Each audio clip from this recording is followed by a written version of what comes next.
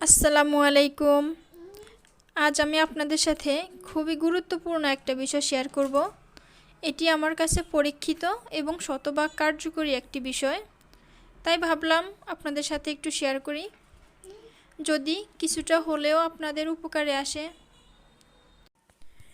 এই ভিডিওটি বিশেষ করে সেই সব মায়েদের জন্য যারা কিনা শত চেষ্টা করেও বাচ্চাদের আঙ্গুল মুখে দেওয়া বন্ধ করতে পারছেন না।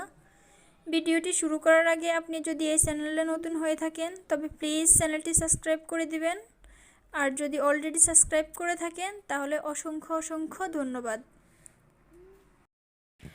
বাচ্চাদের হাত বা আঙ্গুল মুখে দেওয়া খুবই কমন একটি বিষয়, কিন্তু বাচ্চা যখন ধীরে ধীরে বড় হতে থাকে তখন তারা এই আঙ্গুল মুখে দেওয়ার প্রতি অনেক বেশি আসক্ত হয়ে পড়ে, যার ফলে তাদের খাবারে অরুচিও চলে আসে। খাবার একেবারেই খেতে চায় না, খেলাধুলায় মনোযোগ দিতে পারে না, সারাক্ষণ শুধু আঙ্গুল মুখে দিয়েই বসে থাকে। তখন মায়েদের দুশ্চিন্তা বেড়ে যায়, শত চেষ্টা করেও আঙ্গুল মুখে দেওয়া বন্ধ করতে পারেন না। ঠিক এই ঘটনাটি আমার সাথে ঘটেছে। স্কিপ না করে পুরো ভিডিওটি দেখবেন, অনেক গুরুত্বপূর্ণ তথ্য দেওয়া আছে ভিডিওর শেষের দিকে। আমার বড় মেয়ে, সে সারাক্ষণই আঙ্গুল মুখে দিয়ে থাকতো। এমনকি ও যখন ঘুমাতো তখনও তার মুখ থেকে আমি আঙ্গুল সরাতে পারতাম না। মানে তার খাবারে একেবারেই অনীহা ছিল, ওকে খাবার খাওয়াতে আমার খুবই কষ্ট হতো। সারাক্ষণই আঙ্গুল মুখে দিয়ে থাকতো।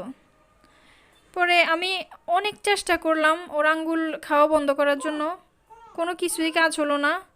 যত রকম তিতা জিনিস ছিল তেতো, ওইগুলো ওর আঙ্গুলে লাগাতাম, কিন্তু তাও তার মানে তেতো লাগতো না, ও আঙ্গুল মুখে দিতই। হঠাৎ করে আমার মাথায় একটা বিষয় আসে, যদিও আঙ্গুল সবগুলো একসাথে থাকে, ওর আঙ্গুল সবগুলো একসাথে থাকে, তাহলে তো সে আর আঙ্গুলগুলো আলাদা করতে পারবে না, আর আঙ্গুল মুখেও দিতে পারবে না। তো এই জন্য আমি কি করলাম, তার যে পায়ে যে পরাতাম মোজাগুলো, ওই মোজাই ভাবলাম ওই মোজাগুলো যদি আমি হাতের মধ্যে দিয়ে দিই তাহলে তো ও আর আঙ্গুলগুলো আলাদা করতে পারবে না। তো আমি তাই করলাম, ওর পায়ের ব্যবহৃত মোজাগুলো আমি কী করলাম, ওর হাতের মধ্যে দিয়ে দিলাম।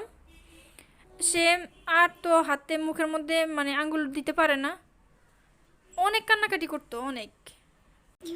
এরপরেও আমি ওকে মোজাগুলো খুলতে দিতাম না। তারপর এইরকম আমি টানা 5 থেকে 6 দিন করেছি, দিনে এবং রাতে সারাক্ষণই পরিয়ে রাখতাম। মুখে হাত না দিতে পারায় খুবই কান্না করতো, মানে অসম্ভব রকম কান্নাকাটি করতো, খুব জ্বালাতো। তা আমি তাকে তখন একটু বেশি সময় দিতাম। এখন সেম প্রসেসটাই আমি আমার ছোট মেয়ের সাথে করছি, তাই ভাবলাম আপনাদের সাথে একটু শেয়ার করি, যদি আপনাদেরও উপকারে আসে। সবচেয়ে গুরুত্বপূর্ণ বিষয় হচ্ছে সেটা হচ্ছে বাচ্চার বয়স যখন 1 বছর বা তার কম থাকবে তখন এই কাজটি করার চেষ্টা করবেন। আর কারো যদি কোনো কথা বুঝতে সমস্যা হয় বা কোনো কিছু জানার থাকে তাহলে প্লিজ কমেন্ট করবেন, কমেন্টে জানাবেন। আর ভিডিওটি ভালো লাগলে অবশ্যই একটি লাইক দিয়ে দিবেন, চ্যানেলটি সাবস্ক্রাইব করে দিবেন, পাশে থাকা বেল আইকনটি বাজিয়ে দিবেন। ভালো থাকবেন সবাই, ধন্যবাদ সবাইকে। আসসালামু আলাইকুম।